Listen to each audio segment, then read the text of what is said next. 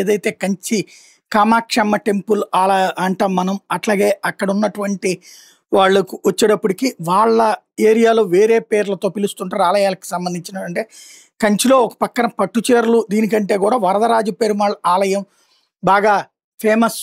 ఎందుకంటే మన జీవితంలో ఏదైనా దోషాలు బల్లి పడితే ఉండేటటువంటి దోషాలు ఉంటే ఆ బల్లి అక్కడ బంగారు బల్లి వెండి బల్లి ఉంటాయి, ఆ వాటిని తాకితే అవి పోతాయి అన్నటువంటిది ఒక సెంటిమెంట్. అక్కడికి వెళ్ళిన ప్రతి ఒక్కళ్ళు కూడా కంపల్సరీగా అది టచ్ చేయడానికి చూస్తారు, దానికి ఇంత ఛార్జ్ కూడా చేస్తారు.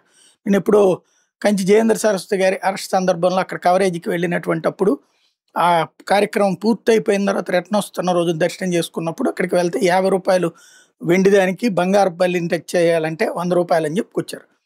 అయితే అది ఇంతవరకు దశాబ్దాలు కాదు, అట్లాగా ఎప్పటి నుంచినో నడుస్తూ ఉంది. అందరూ చేతులతో తాకడం వల్ల అది అరిగిందని చెప్పేసి వాటిని రెనోవేట్ చేయమన్నారట. ఒక 6 నెలల క్రితమే రిపేర్లు చేసి రెనోవేట్ చేసి పెట్టారట. 6 నెలల తర్వాత ఇప్పుడు తీరా చూస్తే తేలింది ఏంటయ్యా అంటే అందులో ఉన్నటువంటి అవి వెండి దాంట్లో వెండి అయితే బాగానే ఉంది కానీ బంగారం దాంట్లో బంగారం లేదట. డూప్లికేట్ తెచ్చి పెట్టారట. అక్కడ బంగారం బల్లిని తీసేసి డూప్లికేట్ తీసుకొచ్చి పెట్టారట. ఇది ఇప్పుడు తాజాగా బయటపడడంతో సంచలనమైంది. ఈ తాపడాల్ని శ్రీరంగానికి చెందిన రంగరాజ నరసింహ కంప్లైంట్ చేయడంతో విగ్రహాల అక్రమ తరలింపు నిషేధ విభాగం పోలీసులు ఇప్పుడు దాని మీద దర్యాప్తు చేస్తున్నారు.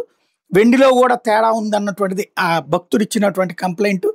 దీని మీద బుధవారం ఆలయ ఈవో రాజ్యలక్ష్మిని పోలీసులు 8 గంటల పాటు విచారించారు. ఆలయంలోని ఇతర సిబ్బందిని కూడా ప్రశ్నించారు.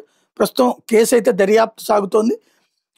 వాస్తవంగా 108 దివ్యక్షేత్రాల్లో ఒకటైనటువంటి కంచిలో వరదరాజస్వామి ఆలయంలో బంగారు వెండి బల్లులకు సంబంధించినటువంటి విశిష్టత ఏంటంటే ప్రత్యేకించి దేశం నలుమూలల నుంచి ఉండేటటువంటి వాళ్ళు అక్కడికి వస్తుంటారు. ప్రపంచంలో నలుమూలలు కూడా అక్కడ బంగారు వెండి బల్లుల్ని తాకితే దోష నివారణ జరుగుతుందన్న దాని నమ్మకం ఎందుకు వచ్చింది అంటే గౌతమ్ మహర్షి దగ్గర 2 శిష్యులు ఉండేవాళ్ళు.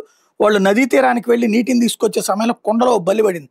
ఆ విషయాన్ని శిష్యులు గుర్తించలేదు. అది చూసి గౌతమ్ మహర్షి వాళ్ళని బల్లులుగా మారిపోమని శపిస్తే శాప విముక్తి కోసం అని చెప్పి ఆ భక్తులు ప్రార్థిస్తే కాంచీపురంలోని వరదరాజ పెరుమాళ్ ఆలయంలోనే మీకు విముక్తి లభిస్తుందని ఉపశమనం చెప్పారట.